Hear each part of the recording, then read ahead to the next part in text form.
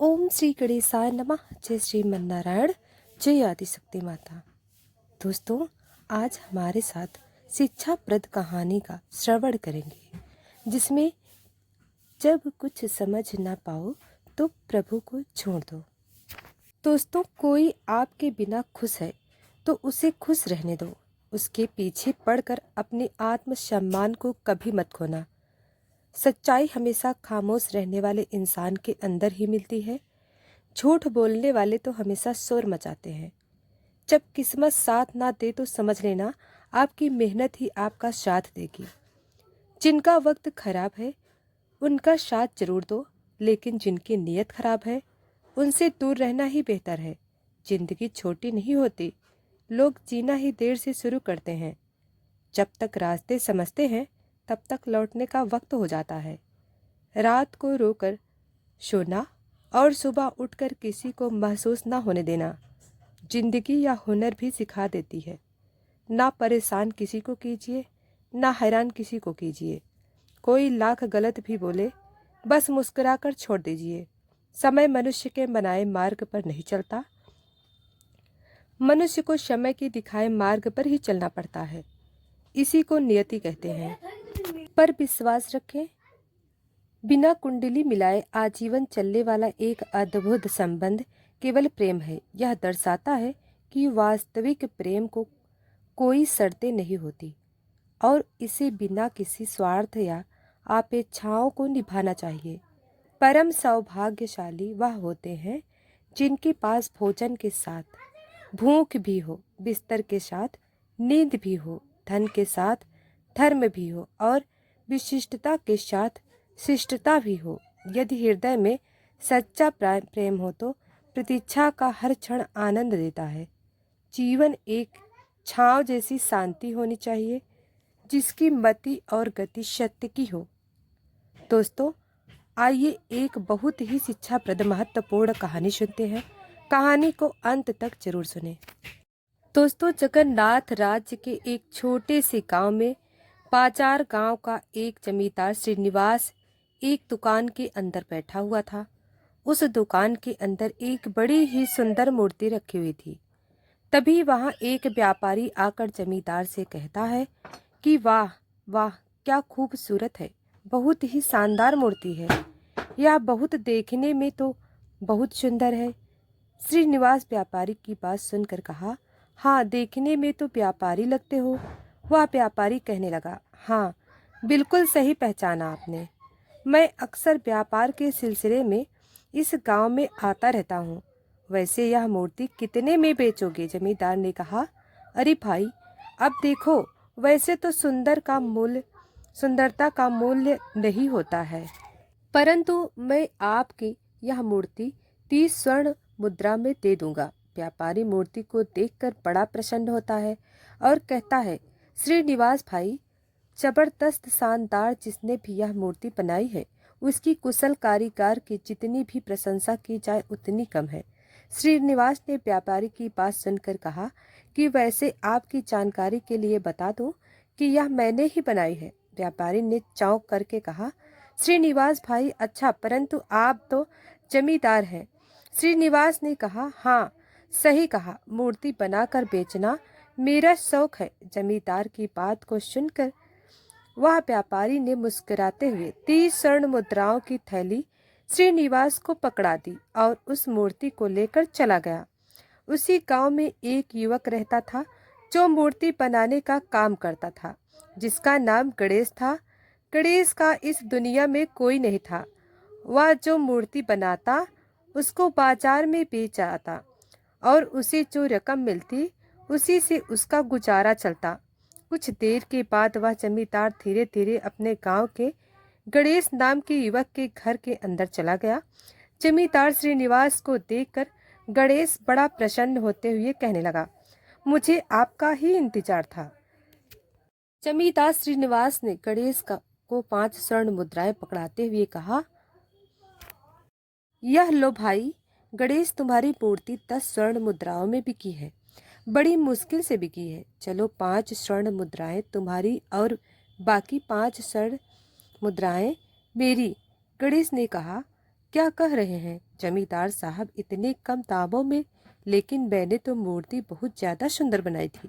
जमींदार ने थोड़ा सा कड़क स्वर में बड़े ही कड़कती आवाज में कहा, देखो गणेश, एक काम करो, किसी दिन तुम स्वर्ण ही अपनी ही मूर्ति बाजार में जा कर के बेच कर देखो, तब तुम्हें पता चल जाएगा कि कितने दामों में बिकती है। तो तुम्हारी मूर्ति, अगर तुम चाहते हो कि तुम्हारी मूर्ति अच्छे दामों में बिके, तो फिर कोई ऐसी सुंदर मूर्ति बनाकर तैयार करो जिसे एक बार कोई देख ले तो देखता ही रह जाए और चाह करके भी अपनी दृष्टि उस मूर्ति से न हटा पाए। ऐसा कुछ बनाओ तो महंगे दाम में बिके। इतना बोलकर जमींदार श्रीनिवास वहां से चला गया। गणेश, जो कि वह एक बहुत ही सीधा साधा और भोला भाला इंसान था, वह नहीं जानता था कि जमींदार उसे मूर्ख बनाता है। गणेश अपने आप से कहने लगा कि हे भगवान, इस बार मैं ऐसी सुंदर लड़की की मूर्ति बनाऊंगा कि जो भी मनुष्य उसे देखेगा उससे प्रेम कर बैठेगा। इतना कहकर गणेश की मूर्ति बनाने के काम में लग गया। इधर जमींदार श्रीनिवास अपनी हवेली में जाकर अपनी पुत्री मीनाक्षी से कहने लगा, यह लो मीनाक्षी स्वर्ण मुद्राएं, इन्हें अलमारी में रख दो। मीनाक्षी स्वर्ण मुद्राएं लेते हुए अपने पिता से कहने लगी, पिताजी, आप गणेश के साथ अच्छा नहीं कर रहे हो। आप जानते हो कि वह कितना भोला भाला है और वह कितनी मेहनत से मूर्ति बनाता है। जमींदार निवास ने मीनाक्षी से कहा, अरे पुत्री, इसे भोलापन नहीं कहते, इसे मूर्खता कहते हैं। मैंने गणेश से बड़ा मूर्ख इस संसार से नहीं देखा। मीनाक्षी कहती है, पिताजी, वह आप पर विश्वास करता है। मीनाक्षी की बात सुनकर के जमींदार हंसने लगा और कहने लगा, अरे मीनाक्षी, वह मुझ पर विश्वास नहीं करता बल्कि अंधविश्वास करता है। और तुमसे गणेश की इतनी तारीफदारी करने लगी। हाँ हाँ, ठीक है, मैं जानता हूँ कि तुम मन ही मन गणेश को पसंद करती हो, लेकिन मेरी बात कान खोल कर सुन लो।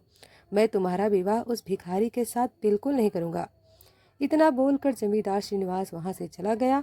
अगले दिन जमींदार गणेश के घर जाकर कहने लगा, अरे गणेश, आज कौन सी मूर्ति तैयार की है? गणेश कहने लगा, जमींदार साहब, कल आपकी बात मेरे दिल में बैठ गई, इसलिए मैं ऐसी सुंदर मूर्ति बना रहा हूँ जो आज तक किसी ने कभी नहीं बनाई होगी।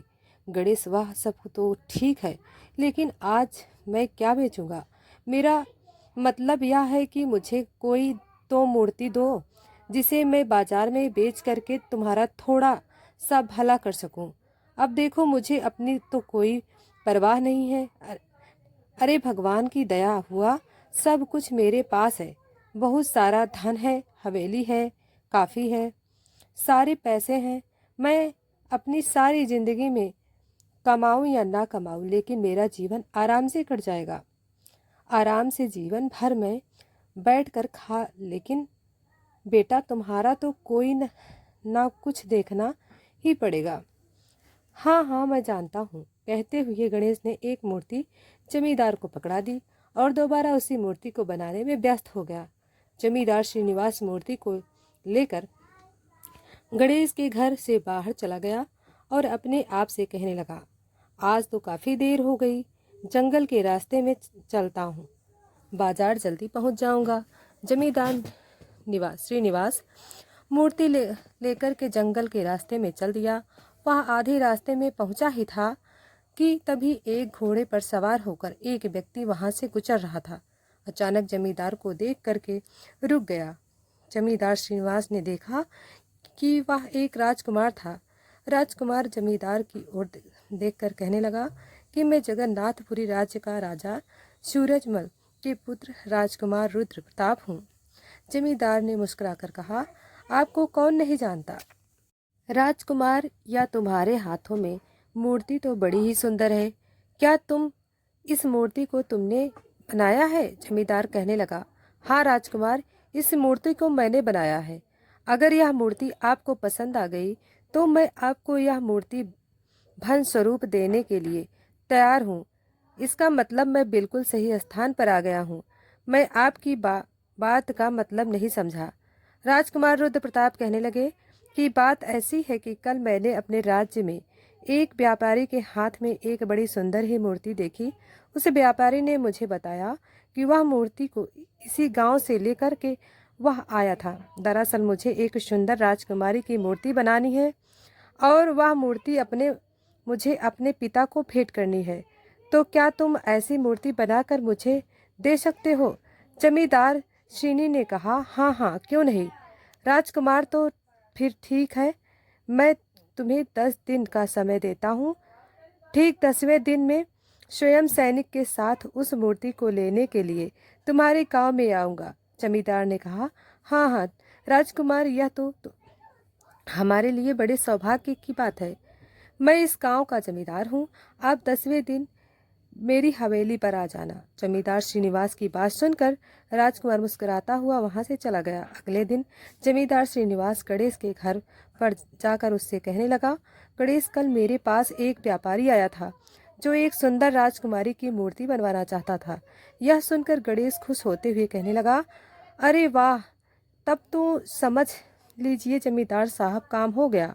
जमींदार ने चौंक कर के पूछा, क्या मतलब है? यह कि मैं एक बहुत ही सुंदर राजकुमारी की मूर्ति ही बना रहा हूँ। जमींदार ने कहा, अच्छा, तो यह कब तक तैयार हो जाएगी? जमींदार साहब, मैं 8 दिन के अंदर मूर्ति बनाकर आपको दे दूंगा। ठीक है, ठीक है, 9वें दिन मूर्ति मुझे तैयार करके देना। और हाँ, इस मूर्ति को बाजार में बेचकर मैं तुम्हें बहुत अच्छी कीमत दूंगा। इतना कहकर जमींदार वहां से चला गया और गणेश दिन रात उस सुंदर लड़की की मूर्ति बनाने में मेहनत करने लगा। 8वें दिन गणेश अपनी बनाई हुई सुंदर लड़की की मूर्ति को गौर से देख रहा था। वह सोच रहा था, अरे, मुझे अभी भी विश्वास नहीं हो रहा है कि यह मूर्ति मैंने बनाई है। वह ऐसा लगता है कि जैसे यह मूर्ति नहीं बल्कि जीती जागती एक सुंदर राजकुमारी है।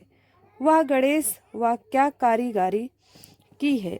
तभी वहां पर जमींदार आ पहुंचा और मूर्ति को देखकर बड़े आश्चर्य के साथ कहने लगा, अरे गणेश, क्या बात है, बड़ा अच्छा प्रदर्शन किया है तुमने।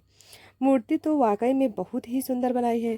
गजब कर दिया, कमाल कर दिया भाई तुमने। जमींदार साहब, मुझे भी विश्वास नहीं हो रहा है कि इस मूर्ति को मैंने अपने हाथों से बनाया है। जमींदार ने कहा, ठीक है गणेश, लाओ इस मूर्ति को अब मुझे दे दो। गणेश ने मूर्ति को जमींदार को दे दिया और जमींदार उसको लेकर अपनी हवेली पर चला गया। मूर्ति को देखकर जमींदार की जो बेटी थी मीनाक्षी आश्चर्य से कहने लगी, पिताजी, इस बार गणेश ने मूर्ति तो बड़ी ही सुंदर बनाई है। हाँ मीनाक्षी, मगर वह मूर्ख नहीं जानता कि इस मूर्ति को लेने के लिए कल राजकुमार आ रहा है। पिताजी, फिर तो आपको यह बात गणेश को बतानी चाहिए और उस राजकुमार को भी इस मूर्ति के बारे में पता चलना चाहिए कि इस मूर्ति को किसने बनाया है। जमींदार ने अपनी बेटी को ऊंचे स्वर में कहा, ध्यान रखना बेटी, गलती से भी राजकुमार के सामने यह मत बोल देना कि इस मूर्ति को गणेश ने बनाया है, क्योंकि मैंने राजकुमार से यही कहा है कि यह मूर्ति मैंने स्वयं बनाई है। जमींदार नहीं जानता था कि कांच की खिड़की के बाहर गांव का एक व्यक्ति था जो उन दोनों की बातें चुपके से सुन रहा था और सोच रहा था कि वाह वाह, क्या मूर्ति है, बड़ी ही सुंदर मूर्ति है। मैं आज रात इस मूर्ति को चुरा ले जाऊंगा और इसे काशी नगर राज्य में जाकर कि वहां बेच दूंगा। मुझे बड़ी अच्छी कमाई हो जाएगी। रात के समय वह चोर आहिस्ता से दबे पांव उनकी हवेली में घुसकर उस मूर्ति को चुराकर जंगल में स्थित एक तालाब की ओर लेकर के चला गया। वह सोचता है कि आज यही तालाब के पास लेता हूँ और सुबह उस मूर्ति को काशी नगर राज्य में जाकर वहां के राजकुमार को बेच दूंगा। अगली सुबह जब जमींदार श्रीनिवास की आंख खुली तो वहां से मूर्ति को गायब देखकर वह बुरी तरह चौंक पड़ा और गुस्से से मीनाक्षी से कहने लगा, मीनाक्षी, मैं समझ गया कि तू उस मूर्ति को किसी और ने नहीं बल्कि गणेश ने चुराया होगा।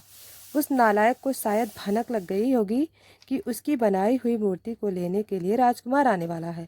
वह मीनाक्षी से यह कह रहा था कि तभी राजकुमार अपने सैनिक के साथ वहां पर आ पहुंचा। राजकुमार ने कहा, जमींदार, हम आ गए, लाओ मूर्ति बन गई। जमींदार निराश भरे शब्दों से कहने लगा, कि क्षमा कीजिए राजकुमार, मैंने एक मूर्ति को कल बनाकर तैयार किया था, परंतु मूर्ति मिल ही नहीं रही है। लगता है कोई चोर चुरा कर उस मूर्ति को यहाँ से लेकर चला गया। राजकुमार, मैं क्षमा चाहता हूँ, गलती हो गई, हमसे माफ़ कर दीजिए। यह सुनकर राजकुमार क्रोधित होते हुए कहने लगा, यह क्या बकवास कर रहे हो? तुम पिताजी के सामने हमें अपमानित करवाना चाहते हो? जमींदार हाथ जोड़कर कहने लगा, राजकुमार मेरी बात का विश्वास कीजिए। राजकुमार जी, मैं आपको झूठ नहीं बोलूँगा। अब तुम मेरी बात ध्यान से सुनो। मेरे पिताजी इस समय जंगल की गुफा के अंदर अपने सैनिकों के साथ ठहरे हुए हैं। मैं भी वहाँ ठहरा हुआ हूँ। मैं तुम्हें केवल कल तक का समय देता हूँ कि मुझे किसी भी हाल में वह सुंदर राजकुमारी की मूर्ति चाहिए। अगर मुझे मूर्ति नहीं मिली तो कल तुम्हारी जिंदगी का अंतिम दिन होगा। इतना कहकर राजकुमार गुस्से में वहां से सैनिकों के साथ चला गया। जमींदार गांव के लोगों की भीड़ लेकर के गणेश के घर पहुंचा। अपने घर पर इतनी सारी भीड़ को देखकर गणेश घबराते हुए कहने लगा, क्या हुआ जमींदार साहब? जमींदार ने बड़े ही गुस्से के साथ कहा, भोले मत बनो गणेश, सीधी तरह से बता दो कि वह मूर्ति कहाँ है। अरे तुम्हारी वजह से राजकुमार रुद्र प्रताप मुझको धमकी देकर चला गया। गणेश ने चौंक कर कहा कि क्या राजकुमार, मुझे कुछ समझ में नहीं आ रहा है। जब जमींदार श्रीनिवास से कहा, अरे तुमने जो मूर्ति बनाई थी, मैंने उस मूर्ति का सौदा राजकुमार रुद्र प्रताप से किया था, परंतु कल रात मूर्ति मेरी हवेली से चोरी हो गई। गणेश ने पूछा, लेकिन आपने तो कहा था कि आपने एक व्यापारी को सौदा किया है। तभी जमींदार श्रीनिवास गांव के लोगों से कहने लगा, वाह वाह, देखो भाइयों, इसे कहते हैं नमक हराम। एक तो इसकी बनाई मूर्ति कोई कौड़ियों के दाम नहीं खरीदता है। मैं इसकी मूर्ति को जैसे तैसे करके बाजार में जाकर बेचता हूँ ताकि इसका घर चल सके, और इसने मेरे साथ क्या किया देख रहे हो। तभी एक गांव का व्यक्ति गणेश से बोला, देखो गणेश, अगर तुम्हारी वजह से जमींदार को कुछ भी हुआ तो हम सारे गांव वाले मिलकर तुम्हें इस गांव से धक्के देकर बाहर निकाल देंगे। तभी गणेश कहने लगा, अरे मेरा विश्वास कीजिए जमींदार साहब, मैंने मूर्ति को नहीं चुराया है। आप सब लोग मेरा विश्वास कीजिए।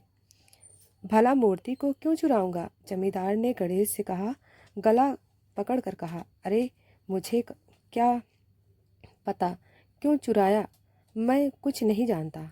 कल मुझे वह मूर्ति चाहिए, मतलब चाहिए, बात खत्म। इतना बोलकर जमींदार श्रीनिवास गांव के लोगों के साथ वहां से चला गया। गणेश रोता हुआ अपने आप से कहने लगा, हे भगवान, अब एक रात में तो मैं दूसरी मूर्ति बनाकर नहीं दे सकता। अब मैं क्या करूं? तभी वहां पर मीनाक्षी पहुंची और गणेश से कहने लगी, इन सब का कारण मेरे पिता हैं। गणेश ने हैरान होते हुए कहा, क्या मतलब? मीनाक्षी ने कहा कि मेरे पिता अब तक तुम्हें ठग रहे थे। वह तुमसे मूर्ति ले जाकर बाजार में सोने के दाम में बेचते थे और तुम्हें ना के बराबर धन पकड़ा देते थे। गणेश, कुछ दिन पहले तुम्हारी बनाई हुई मूर्ति जगन्नाथपुरी राज्य के राजकुमार को पसंद आ गई, मगर पिताजी ने तुम्हें इस बारे में कभी नहीं बताया। उसी राजकुमार ने पिताजी को एक राजकुमारी की मूर्ति बनाने के लिए कहा था। राजकुमार यही समझता था कि मूर्ति तुम नहीं, मेरे पिताजी बनाते हैं। तुमने मेरे पिताजी को राजकुमारी की मूर्ति बनाकर दे दी, मगर कल रात मैंने देखा कि गांव का जो चोर है वह व्यक्ति घर में दबे पांव मेरे घर में घुस आया था और चुपके से उस राजकुमारी की मूर्ति को उठाकर जंगल की तरफ लेकर चला गया है। सुन कर के गणेश बुरी तरह से चौंक पड़ा। उसने मीनाक्षी से कहा, और क्या इसके बारे में तुम्हारे पिताजी जानते हैं? मीनाक्षी ने कहा, नहीं, मैंने पिताजी को जानबूझ करके नहीं बताया है कि मूर्ति किसने चुराई है, परंतु मुझे नहीं पता था कि पिताजी तुम्हारे ऊपर चोरी का इल्ज़ाम लगा देंगे। मुझे यह भी नहीं पता था कि राजकुमार इतना क्रोधित हो जाएंगे कि वह पिताजी को जान से मारने की धमकी दे देंगी। गणेश, अभी भी समय है, तुम जंगल में चले जाओ। हो सकता है कि वह चोर अभी काशी नगर राज्य न पहुंचा हो। तुम्हें उसे वहां पहुंचने से पहले ही पकड़ना होगा। मीनाक्षी की बात सुनकर गणेश तुरंत जंगल की ओर चल दिया। इधर उधर वह चोर काशी नगर राज्य की ओर जंगल के रास्ते से जा रहा था। चलते चलते वह उस गुफा तक पहुंच गया जहां राजा रुका हुआ था। तभी एक बूढ़ा सैनिक की नज़र उस चोर पर पड़ गई। उस चोर के हाथ में एक सुंदर राजकुमारी की मूर्ति को देखकर वह बूढ़ा सैनिक बुरी तरह से चौंक पड़ा और अपने बगल में खड़े सैनिक कहने लगा, जाओ जाकर इसे तुरंत गिरफ्तार कर लो और यहाँ लेकर आओ। सैनिक तुरंत उस चोर को गिरफ्तार करके उस बूढ़े सैनिक के पास लेकर गया। चोर सैनिक को देखकर घबरा गया और कहने लगा, मैं एक व्यापारी हूँ। सैनिक ने कहा, तुम्हारा चेहरा बता रहा है कि तुम कौन हो। पहले यह तो बताओ कि यह मूर्ति तुम्हें कहाँ से मिली। वह चोर तुरंत बूढ़े सैनिक के पैर पर गिर पड़ा। मुझे क्षमा कर दीजिए, मुझे माफ़ कर दीजिए। मैंने यह मूर्ति कल रात ही जमींदार के श्रीनिवास के घर से चुराई थी। मुझे माफ़ कर दीजिए। तभी वहाँ पर गणेश उस चोर को ढूंढते हुए आ पहुँचा और उस मूर्ति को देखकर उस बूढ़े सैनिक से कहने लगा, हाँ, इस मूर्ति को तो मैंने बनाकर जमींदार को दिया था। कल रात ही इस मूर्ति को इसने चोरी कर लिया। यह सुनकर बूढ़ा सैनिक बुरी तरह से चौंक पड़ा और सैनिक से कहने लगा, इन दोनों को महाराज के पास ले चलो। कुछ ही देर में वह चोर और गणेश मूर्ति सहित गुफा के अंदर राजा सूरजमहल के सामने खड़े थे। उस मूर्ति को देखकर राजा सूरजमहल पूरी तरह से अचंभित हो गए और कहने लगे, यह तो मेरी पुत्री राजकुमारी की मूर्ति है। राजकुमारी कुछ वर्षों पहले इसी गुफा में आस पास देखी गई थी। फिर उसके बाद वह कहीं नहीं मिली। तब से मैं हर वर्ष इसी गुफा में आता हूँ। तभी राजा सूरजमल का जो पुत्र था राजकुमार रुद्र प्रताप वहाँ पहुँच गया और वहाँ कहने लगा, पिताजी, यह मूर्ति तो इस जंगल के नज़दीक गांव में रहने वाले एक जमींदार ने बनाई है। लगता है यह दोनों चोर हैं, क्योंकि जमींदार बता रहा था कि मूर्ति उसके घर से चोरी हो गई है। तभी गणेश राजकुमार रुद्र प्रताप से कहने लगा, क्षमा कीजिए राजकुमार, लेकिन यह मूर्ति मैंने बनाई है। मैंने ही जमींदार को यह मूर्ति बेचने के लिए दी थी। मैं ही मूर्तियाँ बनाता हूँ। कुछ देर पहले ही मुझे पता चला कि जमींदार मेरी बनाई हुई मूर्ति सोने के दाम में बेचता है और मुझे कौड़ियों का भाव भी नहीं देता। राजा सूरजमहल गणेश की ओर देखकर कहने लगा, तुमने मेरी पुत्री राजकुमारी को कभी देखा है? गणेश ने कहा, नहीं महाराज, कुछ दिन पहले की बात है। जमींदार मुझे एक राजकुमारी की मूर्ति बनाने का आदेश दिया था। मैंने तो अपनी कल्पना से इस मूर्ति को बनाया है। झूठ बोलते हो। तुम मेरी पुत्री को बगैर देखे हूबहू उसकी मूर्ति तुम कैसे बना सकते हो? तभी राजकुमार रुद्र प्रताप ने कहा, पिताजी, यह झूठ बोल रहा है। मूर्ति इसने नहीं बल्कि जमींदार ने बनाई है। अगर जमींदार ने इस मूर्ति को बनाया है तो जमींदार ने राजकुमारी को जरूर देखा होगा। कुछ ही देर में सैनिक जमींदार के घर के अंदर घुस गए और जमींदार को पकड़कर गुफा की ओर ले गए। राजकुमार रुद्र प्रताप जमींदार की ओर देखकर कहने लगा, क्या यह मूर्ति तुम्हारी है जो तुम्हारे घर से चोरी हो गई थी? हाँ राजकुमार, यह मूर्ति है, वही मूर्ति है जो हमारे घर से चोरी हो गई थी। राजकुमार ने कहा, तुम्हारे सामने यह जो व्यक्ति खड़ा है, जिसका नाम वह गणेश बता रहा है, और उसका कहना है कि इस मूर्ति को उसने बनाया है, जबकि तुमने मुझे बताया था कि तुम स्वयं मूर्ति बनाते हो। चलो अब सच सच बताओ कि इस मूर्ति को किसने बनाया है? तुमने बनाया है या इस लड़के ने बनाया है? जमींदार ने कहा, राजकुमार, इसमें भला कैसा संशय? इस मूर्ति को तो मैंने ही बनाया है। अरे यह गणेश झूठ बोल रहा है, बल्कि इसने तो मेरी हवेली से इस मूर्ति को चुराया है। यही चोर है। राजकुमार बोले कि तुम जानते हो कि यह मेरी मूर्ति बहन राजकुमारी की है, जो कुछ साल पहले इसी गुफा के पास गायब हो गई थी। अगर तुमने इस मूर्ति को बनाया है तो फिर तुमने राजकुमारी को जरूर देखा होगा, क्योंकि बगैर देखे तो राजकुमारी की मूर्ति कैसे बना सकते हो? बोलो, कहाँ देखा है? यह बोलकर राजकुमार रुद्र प्रताप ने अपनी तलवार निकाली और गुस्से से जमींदार श्री से कहने लगा, चलो अब बताओ कहाँ है मेरी बहन? यह सुनकर जमींदार बुरी तरह से घबरा गया और हाथ जोड़कर कहने लगा कि मुझे माफ़ कर दीजिए राजकुमार, यह गणेश सही कह रहा है। मूर्ति मैंने नहीं बल्कि गणेश ने ही बनाई है। बल्कि मैंने तो गणेश के साथ हमेशा धोखा किया करता हूँ। गणेश की बनाई हुई मूर्ति मैं बहुत महंगे दामों में बेचता हूँ और गणेश को कुछ भी नहीं देता। जमींदार श्रीनिवास ने इतना कहा ही था कि तभी रंग बिरंगी कीड़े के साथ राजकुमारी की मूर्ति असली राजकुमारी में परिवर्तित हो गई। यह देखकर वहाँ मौजूद सभी लोग बड़े आश्चर्य में पड़ गए। राजकुमारी मुस्कुराते हुए अपने पिताजी की ओर देखते हुए बोली, पिताजी, कुछ साल पहले मैं इस जंगल में शिकार खेलने के लिए आई थी। शिकार खेलते हुए जब मैं थक गई थी तो इस गुफा के अंदर चली आई। मेरे अंदर आने से यहाँ पर एक तपस्वी की तपस्या टूट गई और उसने मुझे श्राप दे दिया।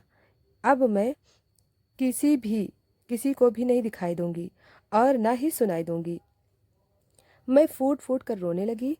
तब तपस्वी को मुझ पर दया आ गई और उन्होंने मुझसे कहा कि जब भी कोई विचित्र मूर्तिकार अपनी कल्पना से तुम्हारी हूबहू दिखने वाली मूर्ति बना देगा और तुम्हारी मूर्ति घूम फिर के इस गुफा के अंदर आ जाएगी, तब उस मूर्ति के द्वारा अपने असली रूप में आ जाओगी। राजा सूरजमल वर्षों के बाद अपनी बेटी को देखकर बड़ा प्रसन्न हुए और अपने सीने से लगा दिया। और राजकुमार रुद्र प्रताप अपने सैनिकों को आदेश देते हैं कि इस जमींदार को तुरंत गिरफ्तार कर लो। तभी जमींदार की पुत्री मीनाक्षी जमींदार से कहती है, पिताजी, मैंने आपसे कहा था कि गणेश के साथ ऐसा मत कीजिए। आखिरकार आपको शर्मिंदगी उठानी ही पड़ रही है। धोखे का बुरा ही होता है। गणेश राजकुमार रुद्र प्रताप से कहने लगा, राजकुमार, मेरी विनती है कि आप इन्हें क्षमा कर दीजिए।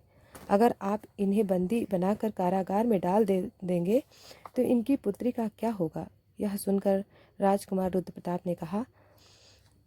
ने देखा, तुमने जिसे लूटने आए थे उसी ने तुम्हारी जान बचाई है। मैं केवल इस सच्चे इंसान की वजह से तुम्हारी जान को बख्श देता हूँ, क्योंकि इसकी वजह से वर्षों के बाद मेरे पिता को उनकी बेटी और मुझे मेरी बहन मिली है। राजकुमार ने उसी समय चोर को कारावास में डालने का आदेश दे दिया। राजा सूरजमल ने गणेश को उसी समय ढेर सारी स्वर्ण मुद्राएं देकर उस गुफा से विदा कर दिया। अपनी बेटी को लेकर राजा अपने महल को वापस लौट गया। जमींदार उस दिन के बाद सुधर चुका था। अपनी बेटी का विवाह गणेश के साथ कर दिया और इसके बाद गणेश और जमींदार दोनों एक साथ ही रहने लगे। एक ही हवेली में जब काम नेक होते हैं तो नाराज भी अनेक होते हैं। किसी के सामने गिड़गिड़ाने से ना मोहब्बत मिलती है और ना इज्जत। अपने स्वाभिमान को जिंदा रखो। जो तुमने तंग आ जाए उसे जाने दो, क्योंकि बोझ बन जाने से याद बन जाना बेहतर होता है। तो दोस्तों, वीडियो पसंद आई हो तो लाइक और सब्सक्राइब करें। धन्यवाद।